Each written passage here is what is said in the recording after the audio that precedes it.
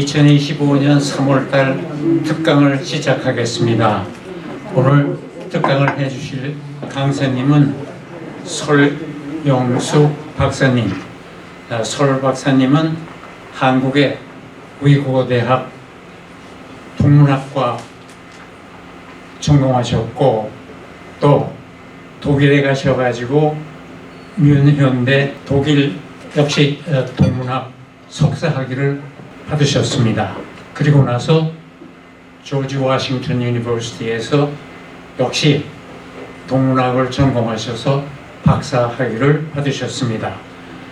그리고 나서 DoD, Department of Defense 리서처 매니저로 단연간 근무하셨고 그 이후로 은퇴하셔서 맥클린 한국어학교 바이스 프린시플로 지금 현재 봉사하고 계십니다. 오늘 특강을 강의해 주실 때 여러분께서 경청해 주셨고 또 여기에 나오실 때 박수로 환영해 주십시오. 감사합니다.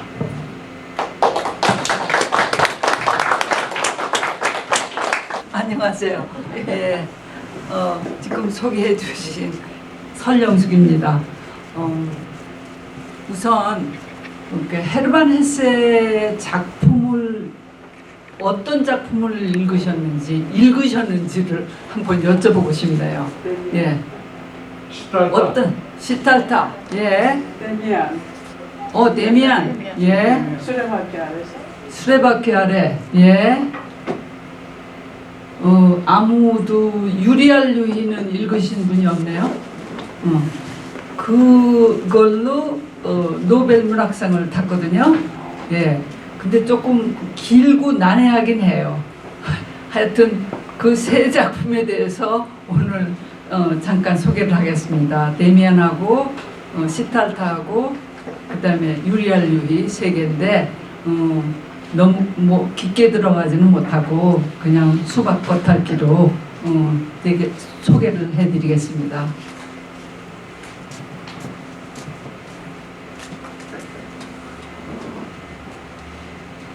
예, 그럼 다음 장. 여기서 보시다시피 헤르만 헤세는 독일 남독일 그 칼프 지역에서 태어났는데 칼프는 아주 아름다운 조그만 마을이라고 합니다. 그래서 그 작품 중에서도 항상 다시 돌아가서 자기가 난 그 고향 동네를 소개하는 그런 것이 많이 나오고 있습니다. 그리고 죽기는 스위스 몬타뇰라에서 죽었는데 이민을 갔어요. 언제 갔냐 하면은 그 나치가 한참 1차 대전 후 2차 대전 후 하도 극성을 부리니까 그 나치 보기 싫어서 이민을 가서 거기에서 예 계속해서 그 운동을 레지스턴스 운동을 했습니다. 그래서 그거에 대해서도 말씀드리겠습니다. 그리고 직업으로는 여기서 소설에만 집중하겠지만은 정말은 시인이에요. 처음 쓴 작품도 시고 그다음에 마지막에 출판한 것도 시입니다. 예. 그리고 소설가고 또 그림을 잘 그렸어요. 화가로서도 화가로서 자기 그림을 팔아먹고 생계를 유지할 정도로 잘 그렸습니다. 나중에 한두 점 보여드리겠습니다. 그거는 왜 그랬냐면은 나치 때 토마스 마닌이 그러니까 유태피가 있는 많은 사람들이 스위스랜드로 그러니까 헤세도 겨우겨우 살아가는데 거기로 다들 망명을 온 거예요. 그래서 그 사람들을 먹여 살려야 되는데 특히 1차 대전 끝날 무렵 2차 대전 때에는 그러니까 출판할 종이도 독일에서는 안 주고 그 다음에 작품을 완전히 금지시켰어요. 작품 판매를. 그러니까 먹고 살 수가 없게 돼서 할 수 없어서 자기 옛날 재능을 살려서 그림을 그리기 시작하고, 그 다음에 그 토마스 만이니 뭐 딴 친구들이 와서 같이 먹고 살아야 되는데 어떻게 진짜 생계를 유지할 길이 없잖아요. 그래서 그거를 팔아서 했다고 그러는데 그림도 정말 잘 그렸어요. 그리고 많은 상을 탔지만은 여기 보시다시피 뭐 괴테상, 폰타네상 여러 가지 상 탔지만은 뭐 최종적으로 그 유리알 유희로 노벨 문학상을 탔습니다. 그리고 영향을 받은 것은 자기 할머니, 할아버지 뭐 그리고 본인도 그렇고 부모님도 그렇고 크리스찬 그것도 선교사님들이었습니다. 그러니까 그 분위기에서 완전히 그러니까 크리스천으로 자랐고, 그 다음에 나중에 작품에서도 나타나지만은 크리스천이에요. 그리고 자기 부모님이 그 행동으로 크리스천을 나타내 주셔서 자기도 모르게 크리스천이 됐다고 그렇게 뭐 나중에 자백해요. 그리고 저 불교는 그 이제 자세하게 말씀드리겠지만은 그 선교사님들이 다들 인도에서 선교를 하시고, 그리고 본인도 인도에 여행을 많이 하고 거기에서 영향을 받아서 결국은 시탈타도 쓸 정도로 불교에 대해서 조예가 많았습니다. 그리고 정신분석학에 대해서는 나중에 말씀드리겠습니다. 출생은 77년에 슈바벤 그 아주 조그만 도시 칼프에서 낳았고, 그 다음에 개신교 선교사인 아버지 요하네스 헤세와 또 마리 군데르트 이분도 선교사의 따님입니다. 그리고 본인도 선교사였습니다. 그 사이에 장남으로 태어났습니다. 아버지 요하네스 헤세는 에스토니아 출신, 그래서 국적은 러시아 제국 때 에스토니아 제국에서 낳았습니다. 그리고 인도에서 선교 활동을 한 적이 있는 어머니 마리아와 결혼했습니다. 그리고 외삼촌 되는 그 윌켈름 곤데르트는 일본에서 활동한 교육가로서 불교 연구가의 그 권위가 있는 분이었습니다. 이런 환경 속에서 헤세가 동양사상, 특히 불교 또 중국의 사상에 대해서 관심이 많았을 뿐만 아니라 그것이 작품으로도 나타납니다. 교육은 정말 김나지움 다닌 것밖에 없습니다. 그리고 처음에 실업학교에 다녔다가 신학교로 들어가라고 부모님이 강하게 밀어서 할 수 없이 괴팅겐에 있는 라틴어 학교에 다니다가 국가시험에 합격을 해서 신학자가 되는 첫 관문을 통과했습니다. 그래서 14살 때 명문 개신교인 말브론에 있는 그 스톤이자 신학교인 그런 학교에 들어갔습니다.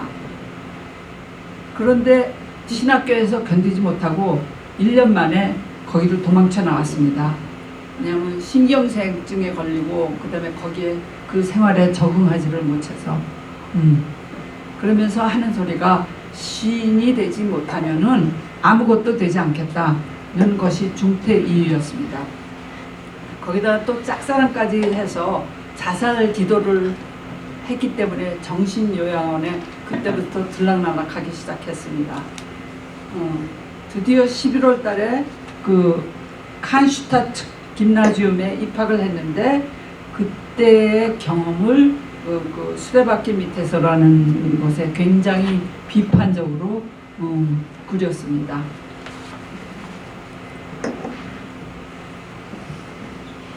지금 학교에서 보시다시피 아주 방황이 어릴 때부터 시작됐습니다. 그래서 취직이라고 한 거는 자파상에서 점원으로 취직을 했습니다. 1893년에. 그런데 그것도 이틀 만에 그만두고 그 다음에는 시계 부속품 공장의 견습공으로 들어갔습니다.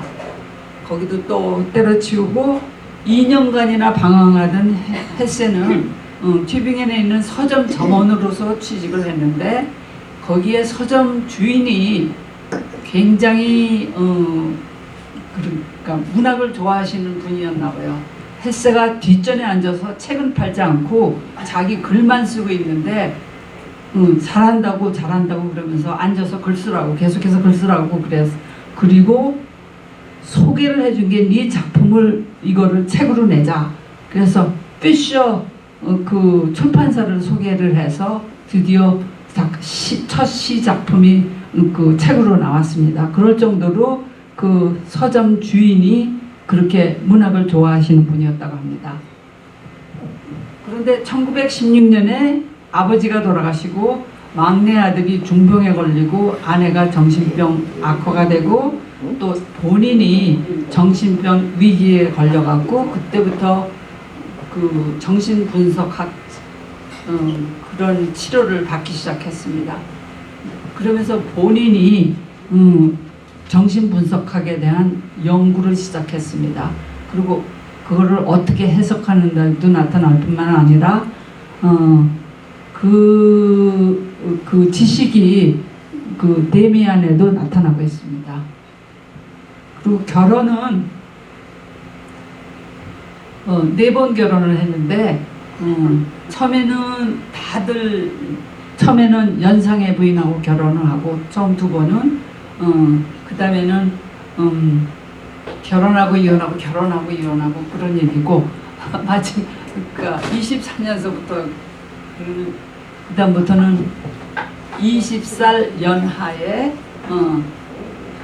여자와 결혼하고 금방 또 이혼하고 다시 연하에 18세 연하인 니돈 돌빈과 결혼해서 마지막까지 이 여자하고 살았다고 합니다. 예. 그리고 글쓰기는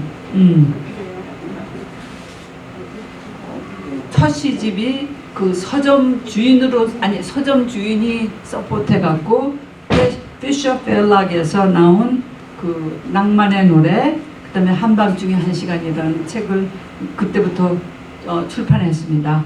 그리고 1904년에 바텍 하멘신트를 통해서 독일권에서 유명하게 되기 시작했습니다.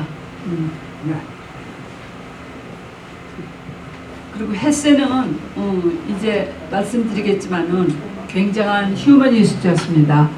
전쟁은 무조건 반대하고 나섰고 그리고 글로서 계속해서 반항하는 글을 썼습니다. 1차 대전은 물론 2차 대전 할 거 없이.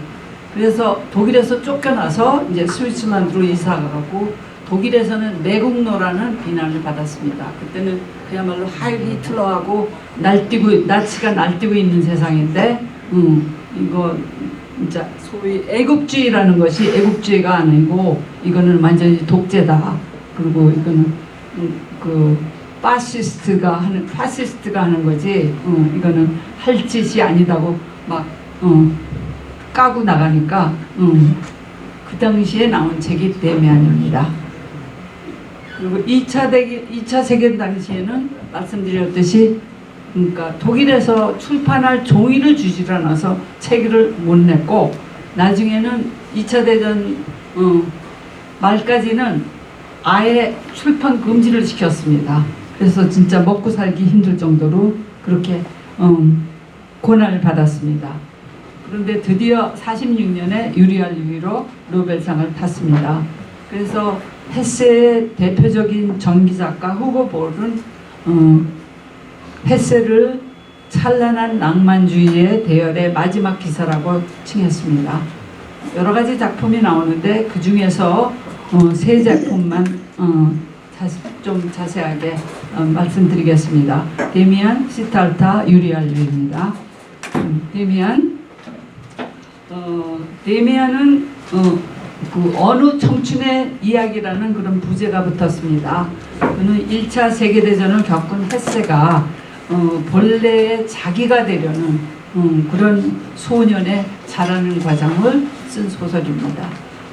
여기에서 말하는 세 소설이 다 독일 말로 빌딩스로만이라고 그래서 성장 소설이라고 그러는데 독일에 그런 장르가 많아요. 그런 장르의 소설이 많은데 특히 이 지금 헤세가 말하는 지금 헤세의 세 작품은 다 빌딩스로만입니다. 예. 그리고 이 작품은 헤르만 헤세의 이름으로 발표된 게 아니라 에밀 싱클레어라는 이름으로 발표했습니다. 여기 보시다시피. 예. 근데 그 이유는 자기가 조금 유명해졌다고 자기 유명세를 빌려갖고 책을 팔려는 것이 아니라 아주 처음부터 이제 원점에서 시작한다. 그런 의미에서 에밀 싱클리어라는 이름으로 출판을 하기 시작했습니다. 그런데 이 소설이 상을 타게 됐어요. 신인 작가상을 타게 돼서 그 상을 타러 나오는 사람이 결과적으로 헤세니까 할 수 없이 자기 이름을 이제 알렸다고 합니다. 예. 그래서 상 받은 그것도 에밀 싱클리어를 받았으니까 그것도 다시 돌려주고, 예. 이제 새롭게 시작하니까 이 상도 필요 없다고, 예, 그랬다고 합니다. 근데 이 소설은 주제는 결국 두 세계, 빛과 어둠의 세계에서의 갈등을 주로 하고 있습니다. 줄거리를 요약해드리자면은 그러니까 어린 소년이죠. 10대 소년이 그 복잡한 세상에서 살아나가면서 인간 존재의 그 이중성 그리고 순수함에서 자기 인식으로 돌아가는 그 여정을 그리고 있습니다. 기존의 사회는 정체성 그리고 도덕성, 사회적 기대가 많고 그 다음에 이미 체계가 잡힌 세계에서 이 어린 소년은 자기 개인적인 욕망을 펴나가려고 그러니까 거기에서 투쟁이 나오는 거죠. 그것이 여기의 주제입니다. 특히 말씀드렸듯이 그 가족 생활, 부모님의 그 패밀리는 정말 크리스마스 날 다 모여서 온 집안이 크리스마스 트리를 불을 붙이고 함께 기도를 하고 그런 빛의 세상이었고 바깥에 나가면은 그와 반대로 어둠에 둘러싸인 그런 세계의 갈등이 계속됐습니다. 특히 그 어렸을 때 프란츠 크로머라는 동네 불량배가 를 만나갖고 그 아이가 그 프란츠가 점점 그 에밀한테 그러니까 거짓말을 하는 거를 하게 한다고요. 가령 너 오늘 무슨 캔디 있어? 나하고 누나 먹을 거 있어? 그랬더니 없다고 그래요. 그러니까 그러면은 집에서 너 피기백 있을 거 아니야. 그거 깨트려서 캔디 좀 사와. 요 다음에 만나면은 꼭 사줘야 돼. 그래갖고 자기 피기백을 다 깨트리다 못해서 그 다음에는 자기 부모님의 피기백까지 다 깨트려서 살살 좀도둑을 하는 그런 것까지 이르게 돼요. 그렇지만 이제 나중에 데미안이 나와서 그 문제를 다 해결해 줍니다. 그리고 여기 데미안의 인도로 싱클레어는 그 환상의 세계, 그러니까 무의식의 세계 샤인벨트에서 결국 자아의 깨달음으로써 자기 자신을 확인해 갑니다. 여기에 굉장히 많은 상징이 나오는데 그리고 테마는 지금 말씀드렸듯이 반대 세력의 존재가 다 필요하다. 선도 필요하고 악도 필요하다. 그리고 그들이 교류해야 되고 서로들 사랑해야 된다. 그런 게 여기에 그러니까 이중성의 수용이 테마입니다. 그거를 대표하는 신이 아브락스 신입니다. 아브락스 신은 그 데미안의 집에 현관에 들어가는데 그림으로 그려져 있었습니다. 그 아브락스 신은 영주주의적 신며 이 책에서 상징으로 들어서는 그 선과 악의 상호의 의존성을 이상화시키고 있고, 또 상징은 알에서 벗어나는, 깨어나는 새의 모습으로 나타납니다. 그리고 다음 데미안의 여성과 융의 영향. 여기 그 데미안의 여러 여성들이 나오는데 그 초기에는 아동 때는 여동생, 뭐 어머니, 심지어 가정부까지도 존경보다도 사모합니다. 근데 그게 그러니까 아동으로서 그냥 저 어른으로서 존경하는 게 아니라 그 무의식 속에 여인으로서 사모를 합니다. 학교에서 또 베아트리체라는 여학생을 만나고 소설의 끝부분에서 데미안의 어머니인 그 에바 부인을 만나는데 에바 부인을 사모하고 또 꿈속에서 애인으로서 정말 가슴 설레이는 그런 사랑까지 합니다. 이 여성들은 그렇게 중요한 역할을 뭐 직접 무슨 애인이 되거나 뭐 그런 거는 없는데, 결과적으로는 그 싱클레어의 마음의 그 단면을 상징적으로 그리는데 표현하고 있습니다. 융의 영향을 많이 받았는데, 우선 본인이 정신분석을 받기 위해서 여러 가지 정신 병이라고 그럴까, 그런 게 있었길래, 그리고 가족에서 뭐 부인도 그렇고 또 아들도 그렇고, 그래서 그러다 보니까 본인이 이제 정신분석학을 연구하기 시작했어요. 그래서 그것이 나타난 것이 결과적으로 데미안에서 소설로 그려지고 있습니다. 그리고 데미안의 끝장을 소개하겠습니다. 끝의 시작이라는 게 그 타이틀인데, 이 마지막 장입니다. 이 마지막 장에 데미안과 싱클레어가 다 전장터에서, 아마 1차 대전이겠죠, 나가서 부상을 당하고 침대 옆에 누워 있습니다. 여기서 두 친구들을 만나게 되는데, 데미안이 싱클레어를 꼬마, 옛날에 어렸을 때 자기가 구해줬던 그 생각이 나서 꼬마라고 부르면서 소년 시절 악동하게 고통당하던 싱클레어를 구해준 이야기를 꺼내내기 시작합니다. 나는 가야만 해. 너도 언젠가 내가 필요하게 될 거야. 그때는 내가 나를 불러도 와줄 수는 없어. 그땐 너 자신의 목소리에 귀를 기울여야 해. 그러면 내 마음속에 내가 있다는 것을 알게 될 거야. 그리고 그 다음 소리가 뭐냐면은 그리고 또 한 가지는 에바 부인, 자기 어머니죠, 의 부탁인데, 나한테 키스를 해주면서 언제든지 싱클레어가 불행하게 되거든 그녀가 해주는 거라고 말하고 이 키스를 해주라고 했어. 눈을 감어 싱클레어. 나는 시키는 대로 눈을 감고 데미안이 내 입술에 가볍게 키스하는 것을 느끼며 곧 잠이 들어 버렸다. 다음날 아침 옆 침대에는 낯선 얼굴이 누워 있었다. 그 후 고통스러운 일을 당하면 나 자신의 얼굴이 지금까지 내 친구며 길잡이였던 데미안과 꼭 닮은 나 자신의 모습이 보이는 것이다. 이것이 끝입니다. 예. 정말 아름답죠. 이거 보고 제가 10대에 이거 보고 많이 울었습니다. 다음은 시탈타.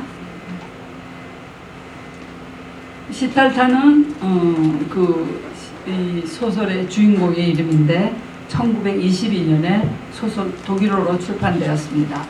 이 소설은 그러니까 깨달음을 위한 깨달음이 독일 말로 Aufklärung이라고 그러고 영어로는 Enlightenment죠. 거기에 그 시탈타의 여정에 초점을 맞추고 있습니다. 결과적으로 신과 하나가 되는 경지에 도달하기까지의 여정을 자세하게 묘사하는 그런 시적 소설입니다. 너무 그 묘사하는 게 아름다워요. 시타타를 읽어보시면 알겠지만은 정말 시예요, 완전히.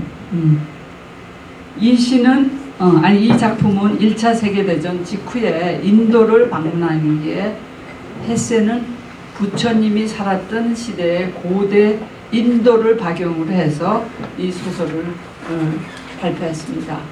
그럼 시탈타는 누군가?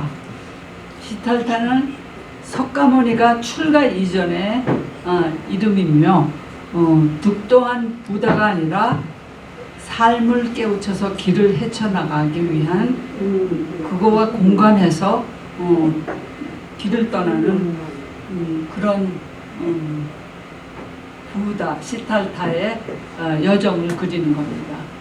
시탈타의 의미는 산스크리트어로 자신의 의미 혹은 개인적 성취를 찾는 것, 자기 발견입니다. 그 시탈타라는 이름 자체가. 예. 사실은 시탈타는 인도 사회의 가장 높은 캐스트인 그 왕족이죠. 브라만으로 태어났고 자랐습니다. 그의 가족과 주위의 사람들은 자기 아버지가 브라만으로 산 것처럼 그 안락함과 창창한 장래에 대해서 부러워했지만은 시탈타는 자기 삶에 대해서 더 깊은 의미를 찾기 위해서 안전지대를 벗어나서 길을 떠납니다. 근데 혼자 떠나는 게 아니라 같은 환경에 있는 비슷한 환경에 있는 친구 고빈다와 함께 길을 떠납니다. 그런데 여기에서 헤세는 이 소설의 주인공 시탈타와 또 역사적 인물인 부처님, 그 시탈타 고다마 석가모니와를 평행시킵니다. 그 석가모니는 불교를 창시한 분이죠. 그런데 그 석가모니도 시탈타 때 왕궁을 떠나서 정말 득도를 하기까지 계속해서 그냥 그 인도 전체를 누비고 다니죠. 그들의 여행 중에서 시탈타와 고빈다는 그 열반과 깨달음을 정말 찾았다는 그런 성인 고다마 부다에 대해서 듣게 되고 그 사람을 찾아서 떠나갑니다. 네.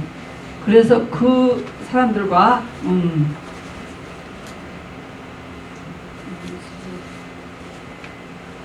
네.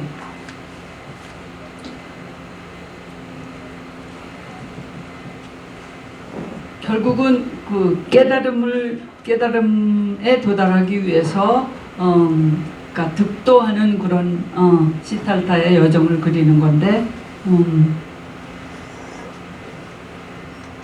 가다 보니까 어디에 도착했냐면 그 강이 있어요. 간지스 강이 그런가 보죠. 거기를 건너야 되고 그 뱃사공이 안내인인데 뱃사공의 이름이 바수대라입니다. 그 사람이 자기는 모든 것을 강에서 배운다고 합니다. 그리고 그 가르침에는 정말 그 부다가 되는 것, 득도하는 길이 있다고 그렇게 얘기를 하지만은 안 믿고 다시 세상으로 떠납니다.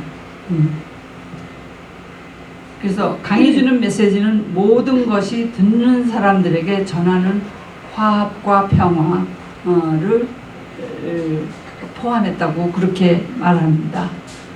고다마는 도사라고 그럽니다. 그리고 그 고다마나 아니면 금욕주의자 사마나 그런 사람들이 굉장히 많았나 봐요. 고다마나 뭐 사마나들이. 그래갖고 돌아다니면서 그 메디테이션 하고 그다음에 불공 드리고 또 음식이 없으면 음식이 먹을 게 떨어지면은 집집마다 가서 거의 동냥하다시피 해서 그렇게 먹고 살고 그런 사람들이 많았는데 이 사람들을 3년간이나 따라다니면서 혹시나 자기도 이들을 통해서 득도하지 않을까 그리고 열심히 따라다닙니다. 그런데 그 속에서도 진정한 행복을 못 찾습니다. 그리고 또 이제 속세로 나가서 거기서 만나는 여인이 카말라라는 여인인데 그 여인은 물론 그러니까 성적인 매력이 있는 사람으로서 거의 그러니까 부인도 되고 창녀도 되고 그다음에 지혜를 주는 그런 지혜를 나누는 그런 역할을 했습니다. 그러면서 하는 소리가 네가 나하고 계속해서 살려면은 결과적으로 돈을 벌어야 된다. 그러니까 내가 부자 상인을 소개해 줄 테니까 그 사람을 한번 따라다녀봐라. 그리고 자금도 내가 대주겠다. 시작하는 자금도. 그래서 그 사람을 따라다니게 됩니다. 그래서 본인이 부자가 되지만은 그리고 정말 이 세상에서 얻을 거는 다 있지만은 거기서도 자기가 득도를 못하고 행복을 찾지 못합니다. 그래도 긴 여정 끝에 결과적으로 강의 가르침으로 득도하게 됩니다. 이 시탈타의 주제는 깨달음을 위한 그 탐구 그게 주제죠. 시탈타가 얻는 지혜는 그가 자연 안에서 움직이면서 세상을 듣고 관찰하는 데서 비롯됩니다. 그리고 강은 시탈타가 순수한 지식과 행복을 추구하는데 궁극적인 안내자가 됩니다. 그래서 저는 계속해서 이 사람들이 얘기하는 강이 뭘까? 자연인가? 그게 궁극적인 가인가? 하나님인가? 예, 그거를 곰곰이 생각해 보다가 그 자연이 곧 하나님이다. 예, 그런 설인 것 같은데, 그런 설인 것 같은데, 헤세는 크리스천이잖아요, 궁극적으로. 그래서 이게 여기에서 불교하고 그 불교의 윤회설과 그 크리스천의 그 원갓 온이라는 그런 것과 합쳐갖고 이런 설이 생기지 않았나 그렇게 해석을 했습니다.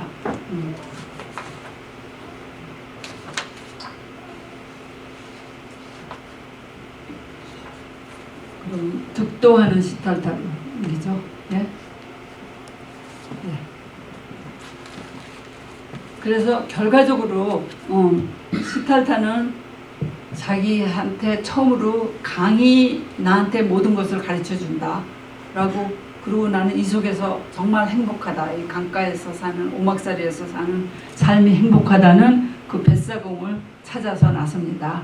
그는 강기슭에서 정답게 흘러가는 수정같이 투명하고 싱그러운 강을 물끄러미 들여다보았다. 여기서부터 시탈타는 강과 하늘과 삼라만상을 사랑하기 시작한다. 강물은 그를 기쁘게 하였다. 물은 꾸준히 흐르고 있으나 같은 물로 보이지만 순간마다 새로운 물이다.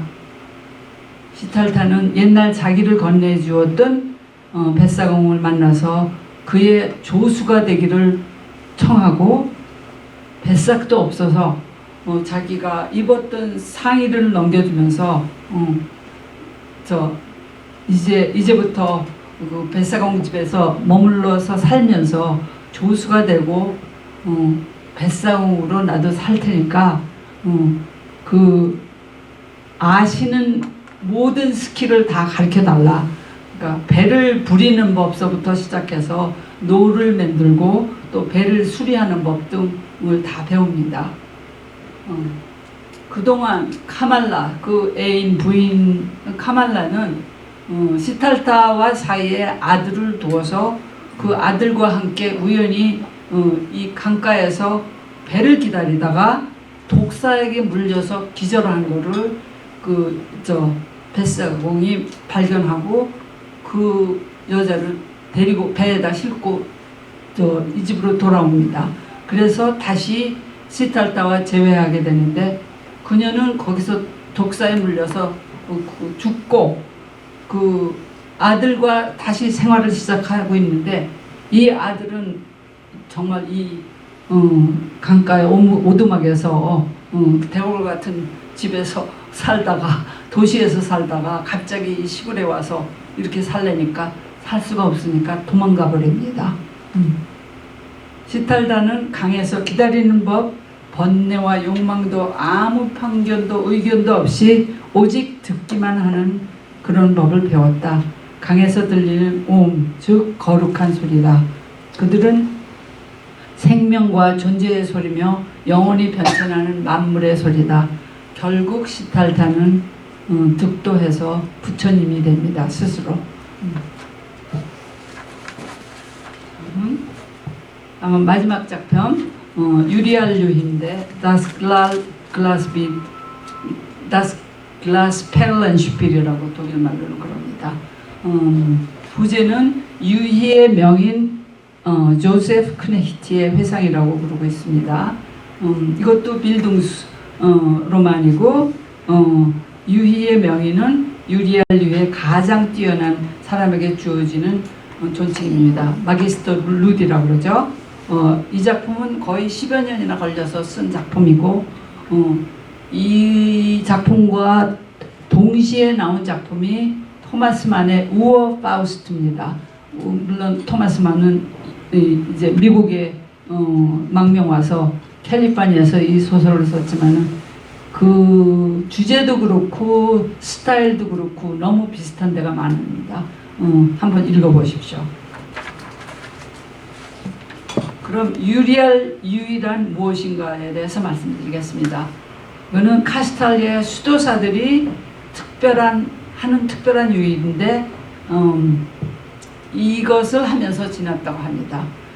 그거는 여러 학문, 예술, 동양적 사상을 종합한 유희입니다. 왜 유희라고 그러나? 예술은 유희고 또 예술은 그 자체로서 존재해야 된다. 그 자체로 즐거워야 한다. 그러므로 글라스 펠렌 슈필, 그것도 슈필이고 플레이고 유희입니다. 가령 유희는 어떤 별의 천문학상의 위치, 바흐의 푸가 주제, 라이프치니 또는 우파니샤드의 한 구절로 출발할 수가 있습니다. 그래서 그거를 초심자는 고전 음악과 자연 법칙의 공식 사이를 그 기호로서 왔다 갔다 하면서 대비하면서 가지만은 숙달된 명의는 첫 주제에서 무한 편성까지 마음대로 진전시키고 있습니다. 저도 처음에 이건 무슨 소리인지 몰랐어요. 이제 계속해서 들으시면 알 거예요. 그러니까 그렇게 생각하시면 돼요. 주판이 있죠. 주판이 있고 이렇게 철사줄이 있고 그게 주제고 거기에 그 주판 알이 있는데 그 알이 그러니까 음보로 나와서 음악표로 나와서 자기 표현을 그런 음보로 그리는 겁니다. 그러니까 사이언스하고 학문과 그다음 예술을 일치시키고 통합시키는 그런 방법 중에 하나라고 그러는데 그 카스탈리아라는 그런 도시에 살았던 사람들은 그리고 거기에 들어간 사람들은 모두 이 유리알 유희의 를 하고 놀았고 또 거기에 명인이 되면은 그 유리알 유이를 딴 데 가서 가르쳐 주면서 물론 거기 들어오는 사람뿐만 아니라 외부에서도 가서 가르쳐 주고 그랬다고 합니다.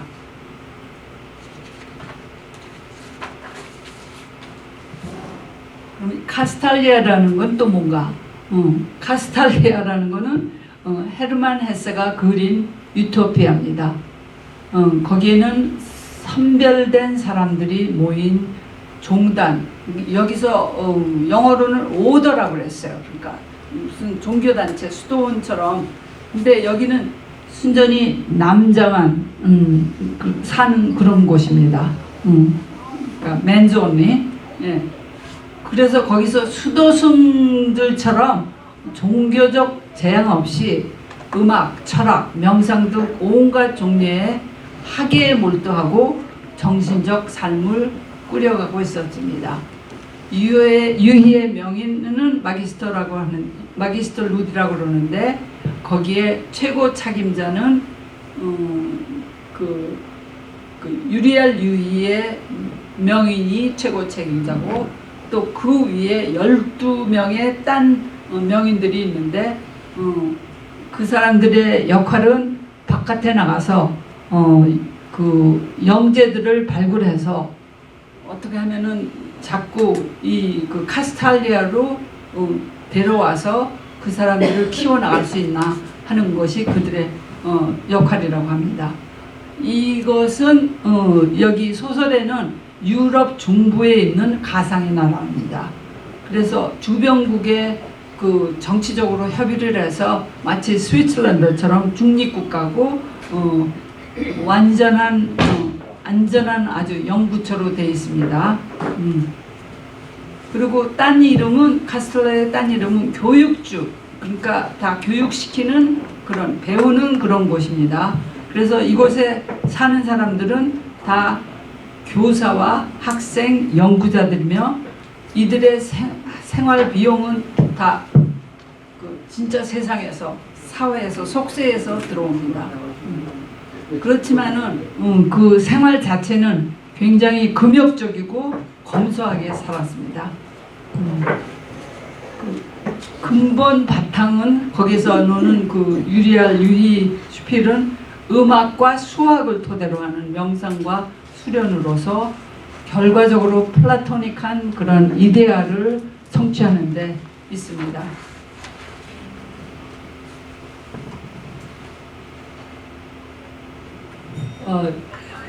유리알 유의 줄거리는 여기 주인공인 그 조제프 크네히트의 전기를 200년 후에 사람이, 그러니까 이게 미래지향적인 그런 소설이죠.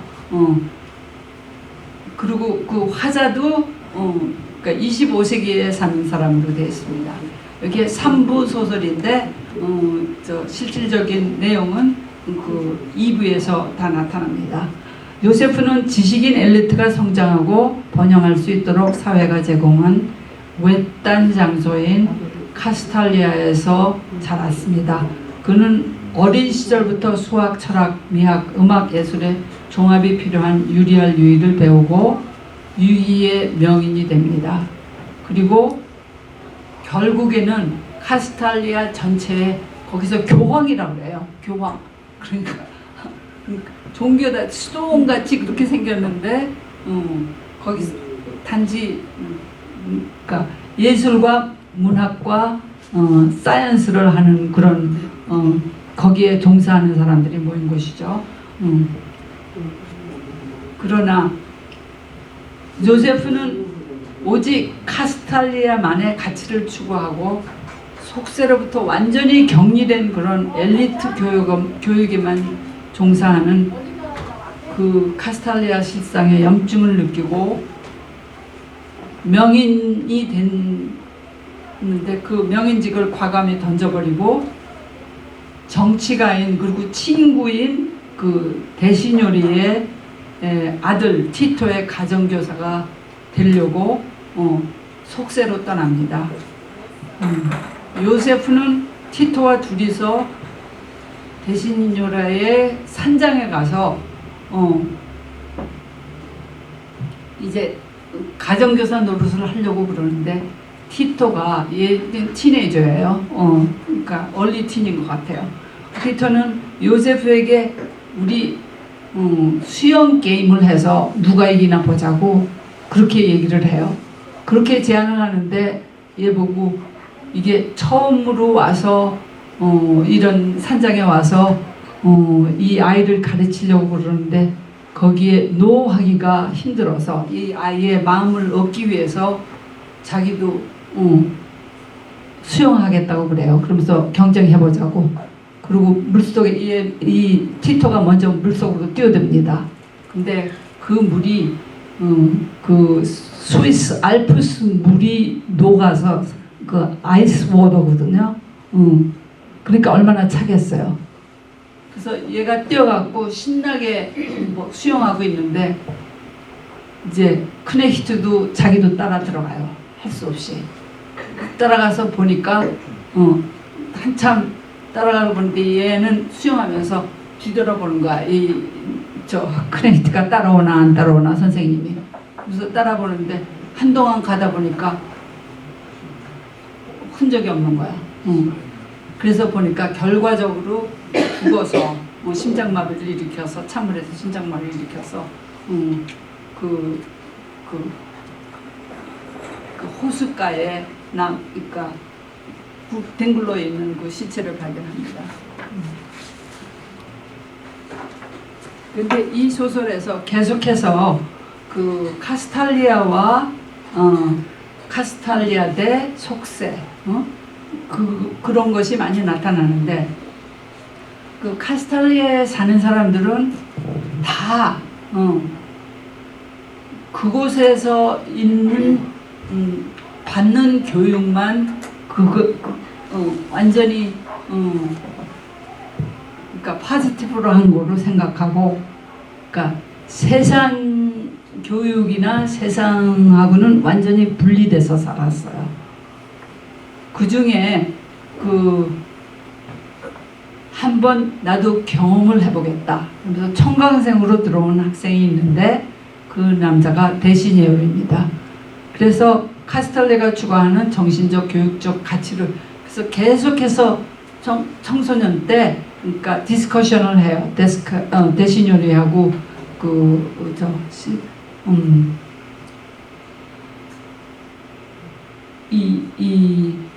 조세프하고 디스커션을 하는데 한 사람 그러니까 물론 크네히트는 여기에도 이 카스텔리에도 장점이 있고 세상에도 장점이 있다.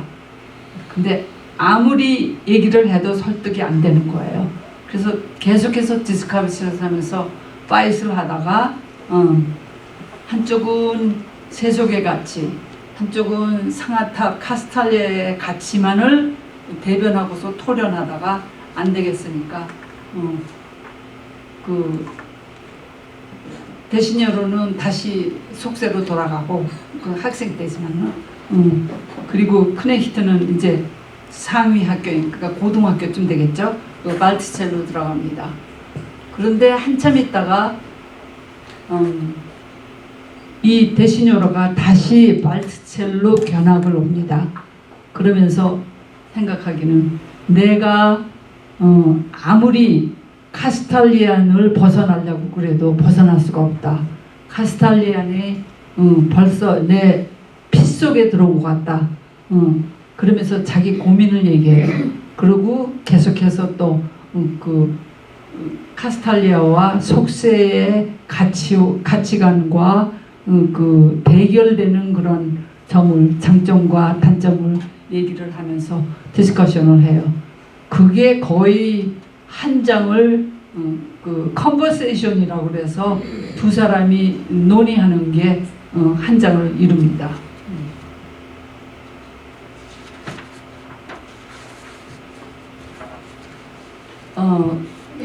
근데 지금 말씀드렸듯이 그 진짜 카스탈리안 스튜던트는 외부하고 일체 접촉이 없는데 요세프는 정말 럭키하게 외부와 접촉하는 시간이 많았습니다.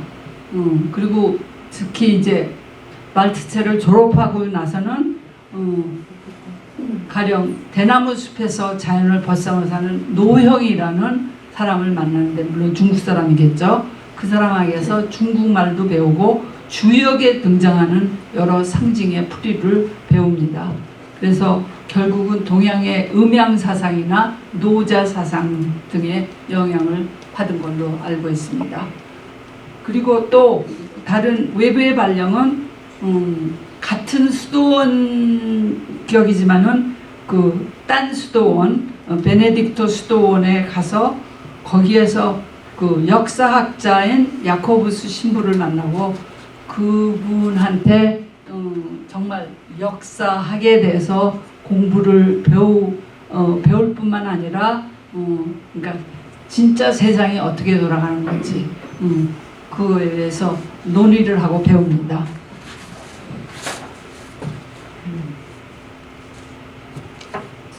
근데 그 카스탈리에서 이제 카스탈리로 다시 돌아오잖아요. 세상에 나가서 그런 가르침도 하고 가르치기도 하고 그러다가 돌아와서 이제 유리알 유희의 책임자로서 그 총책임자로서 그 소위 대유희라는 그런 페스티벌을 벌립니다. 특히 이런 대유희를 하려면은 진짜 최상까지 유희의 최상까지 올라가야 되는데 그 대유희 중에 명인이 사망을 했길래 그 자리에 이제 크네히트가 들어가게 됩니다.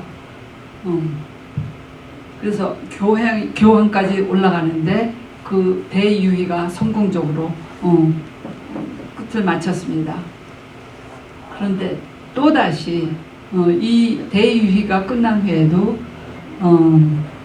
조세프는 그 완전히 속세와 격리된 카스탈리아만의 가치에 대해서 적응할 수 없을 뿐만 아니라 그동안 세상과 많이 접했길래 그거를 그냥 보통 학생들처럼 그거를 받아들일 수가 없었어요.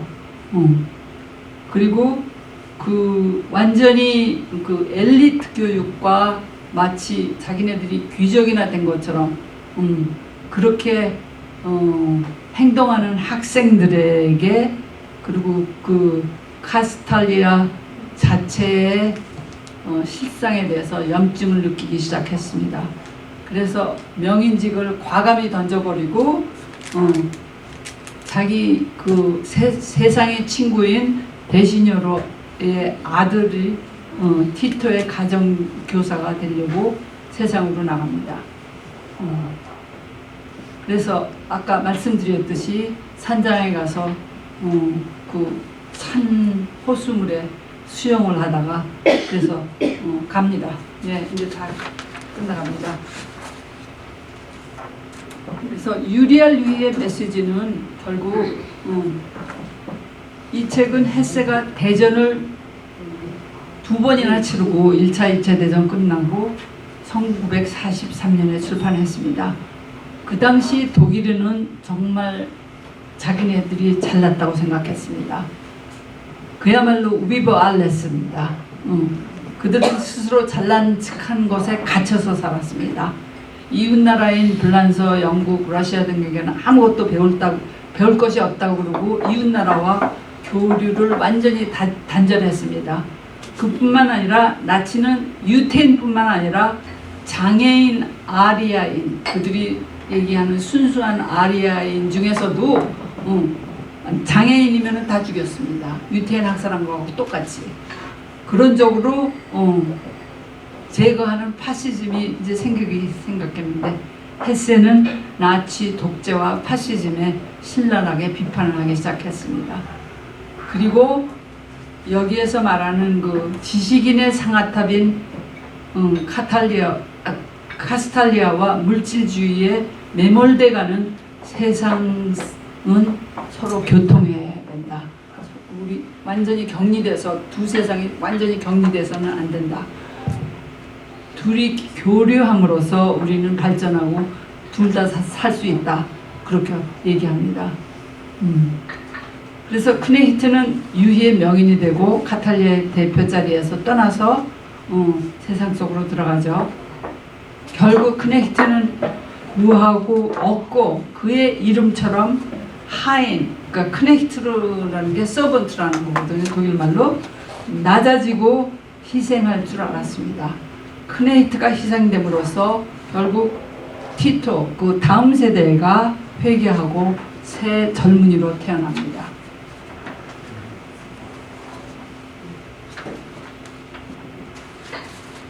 그리고 종합해서 헤세가 뒤고 살아온 생애를 얘기하자면은 향수부터 시작해서 유리알유에 이르는 헤세의 발걸음은 헤세의 말대로 딛고 넘어서는 일의 연속이었습니다. 그의 생활 자체가 항상 딛고 넘어서는 과정의 연속이었고 신학교 입학이라는 난관을 넘어서 공장과 서점의 견습 전문으로 딛고 넘어섰고 인기 작가의 안정된 생활을 넘어서 유리알 유이의 완성과 노벨상까지 계속되었습니다. 그리고 딛고 넘어서면 외면적인 것뿐만 아니라 내면적에 가는 길입니다. 지탈타의 각성의 장에서는 향락생활에서 각성이 아니라 사문의 금욕 고행의 생활에서 버들은 초록이고 꽃은 다홍이라고 느끼는 감각세계의 긍정에서 오는 깨달음입니다. 그것은 뱃사공으로서의 강가의 생활에서 범시간적인 세계의 인식을 말하고 각성은 또 계속해서 유리할 유의에도 반복됩니다. 헤세는 슬픈 고독자고 시인으로 딛고 넘기를 계속함으로 빛을 가져오는데 기쁨을 더하게 하는 자가 될 수 있었습니다. 그리고 마지막으로 이게 헤세의 그림입니다. 나중에는 이거를 팔아서 생계를 유지했다고 합니다. 일부에서는 이거는 인상파 그림이라고도 하고 뭐 또 익스프레셔니스트 그림이라고도 합니다. 딴 그림이 많습니다만 이 그림입니다. 예, 이걸로 마치겠는데 무슨 질문이 있으세요?